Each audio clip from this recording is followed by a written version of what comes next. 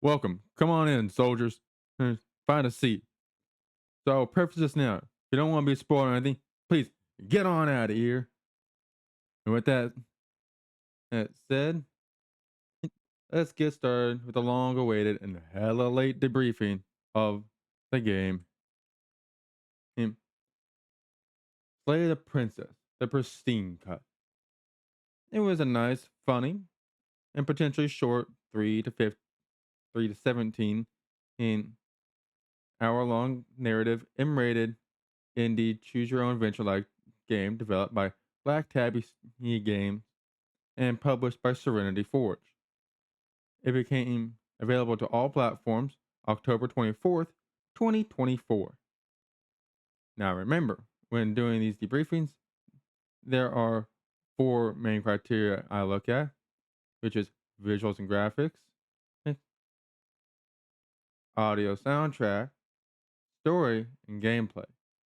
And each of those criteria start at a 5 out of 10 and, and can go up or down and due to various conditions that I'll go over as I hit each section. At the end, I'll give my final thoughts and the average total score of the game. Now, I believe we should start this like any good story, and that's at the beginning. And in this case, that'd be with the visuals slash graphics. The first condition in this section is how unique the designs are, which got a positive 1.5, given the fact that not only does the environment and the princess change with each death, they can do so drastically depending on your choices. The next condition is if I can tell what and where things are, and with how the game described every scene, I was able to tell uh, where the dagger I needed was and what was going on in the scene. So another 1.5 increase. The interior of the cabin is a jagged Damn. mess of warped wood and broken boards, their splintered edges as uninviting as shattered glass. The only furniture of note is a pointed table with a pristine blade perched on its edge. The blade is your implement. You'll need it if you want to do this right. The next major condition in this area is how good does it look, which, surprisingly, another 1.5 increase. I definitely say that with its hand drawn art style, it looks phenomenal because when they want something to look grotesque, they can, just as well as they can make it look gorgeous. Now, the final condition here is the amount of bugs. Despite the fact the mirror would disappear whenever I tried to touch it, it that wasn't a bug. So, it was supposed to happen. Mm. To my knowledge, there weren't any bugs. Again, over to clarify, there was a zero on that one. Next to the basement door, it's a wall. There isn't much to see here. This really isn't funny. You reach forward and rub your hand against the cabin wall. I hope you know how ridiculous you look right now. But it was there a second ago. Now it's gone. Yet another thing in here playing tricks on us. I hate this place. So, all in all, the visuals and graphics in this area got a 9.5 out of 10. The next area on the docket is the audio slash soundtrack. The first thing we're talking about here is the quality of the voice acting. It's the positive 1.5. And boy, oh boy, does this game have some quality fucking voice acting. Mm. Especially since in this short indie game, there are about 12 voiced characters. They all sound great and give off their own personality. I wonder what you're going to do next. You're so full of ideas, and I love that. But I guess we don't have time to talk about things before the princess advances. Okay, whatever we do gets us another us. Let's see how many we can stack. There's got to be a point where it makes us better than her, as long as we keep moving. Oh, great. So it's going to get even more crowded. Even more deluded voices that think we might stand any kind of chance. Who cares about getting better than her? Let's do something weird. I know. Really, really weird. Freaky me. Come on, show me something new. gonna try flirting with her. Doesn't work. She kills you again and again and again. Whereas all your conscience keeps lifeline. Only snippets of conflict that Compliment her on those gleaming blades. There's nothing better than a capable woman. She skewers you. You're cute. Well, there's more of us. Let's see if that helps. We just have to hit her harder. She skewers you. You'll have to be trickier than that. Just panic. Flee. She skewers you. No, you don't get to escape. That's not how this works. Do you see that? We almost had her. That was luck. But we only have to get lucky once. She's going to kill this body either way. So stop feeling what it feels. She skewers you. Ooh, not bad. Real tough. It doesn't matter how many times this takes, we can't give up. Okay, let's go again. Let's appeal to her better nature. We haven't tried that. I'm sure she'll listen to reason. Yeah. She skewers you. See? We're getting better. Okay, yeah, that was a good one. None of this is working. Think. She skewers you. We're getting close to something, can't you feel it? One last time. You're right. One last time, that's all we need. I do believe it's time to sound off of the next condition, which is the quality of the audio cues. Here's another 1.5 increase. Now, just like the art style, they know how to make everything sound just right. Right? From clashing the metal, to the breaking of bones, and the squishing of organs. And I think it's time to bop on over to the next condition, which is the quality of soundtrack, eh, which bumps it up to another 1.5. eh, Since there are about 83 different songs, mm, each for a different chapter, and each one fitting the scene it corresponds with. I think it was done extremely well. The final condition here is the amount of bugs, in which there simply weren't any that I noticed.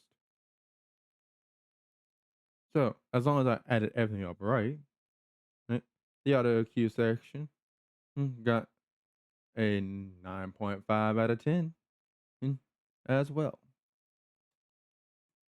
The next chapter of this story is the story. The first part of this section is how engaging is the story, which increases the score by 1.5. With all the choices you can make and all the various things the voices have to say to each situation, I would definitely say that it was engaging. Continue on to the next condition, which is how unique is the story. Hey, another 1.5 bump. Now, yes, there are a plethora of games where you're supposed to kill death. Yeah, but I have never played one where after every death you have a new voice in your head and with its own personality, depending on your previous life's choices, which was interesting. And the next condition in this area is how good is the world building? A single point increase. Despite the main path explaining things at the end, a lot of time doesn't really make sense or explain how some of the previous actions affected your current life. Like how my boxing match with the princess in one life turned her into this demon form in this net. And then in the next life, she becomes a lich like creature or in a room of flesh. The final part of the section is knowing what to do. Another point increase. Now, you would think that with you think that it'd be pretty straightforward due to the title of the game, but on the contrary, you can pretty much do anything you want. Now, there are certain points where it won't let you pick certain options, either due to the other voices making a choice for you, mm, or if you've already gone down that path. Now, this will be one of the few times I give a section a 10 out of 10 due to how great the story is. The final section in this debriefing is the gameplay. The first part of the section is how engaging is the gameplay, which was a -1. With this game being a text-based choose your own adventure like game, there wasn't really much to make the gameplay all that engaging.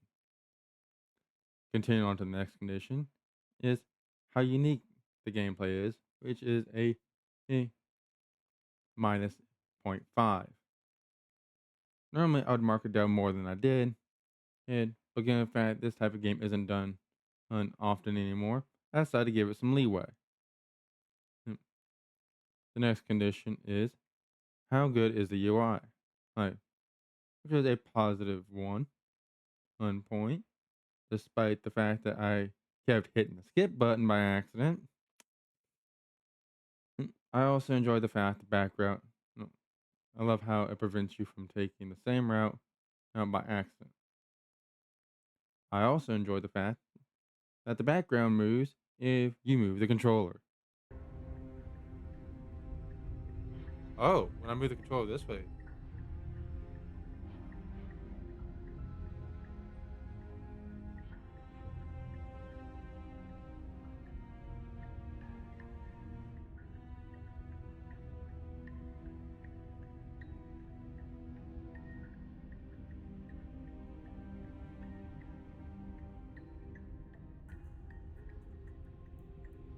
You switch your grip on the The next two conditions didn't affect the score, and they were the difficulty and the amount of bugs.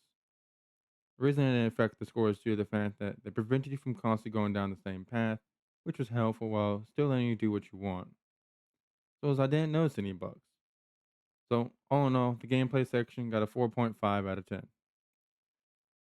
Now, I do believe it's about time to wrap up this debriefing. I think Slay the Princess, the pristine cut, uh, was a nice, funny, and potentially short narrative into choose your own adventure like game. And had a great visuals and audio, both at 9.5, a phenomenal story at a 10, but it was lacking in the gameplay department with a 4.5, which is to be expected for this type of game. So overall, I believe it deserves a 3.8 out of 10 medals.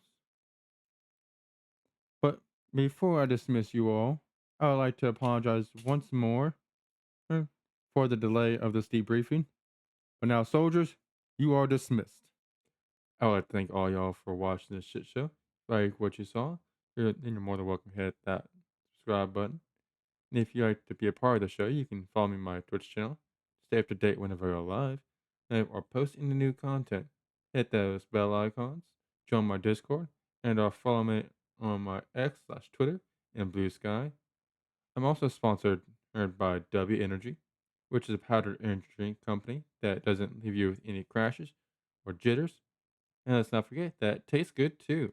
Here, if you'd like to save 10% off on your order, you can use my code KCMing10 at checkout. Save 10% off.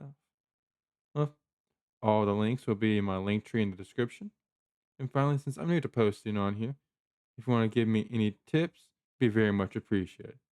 With all that said, with much love to you, I hope to catch y'all later. Bye.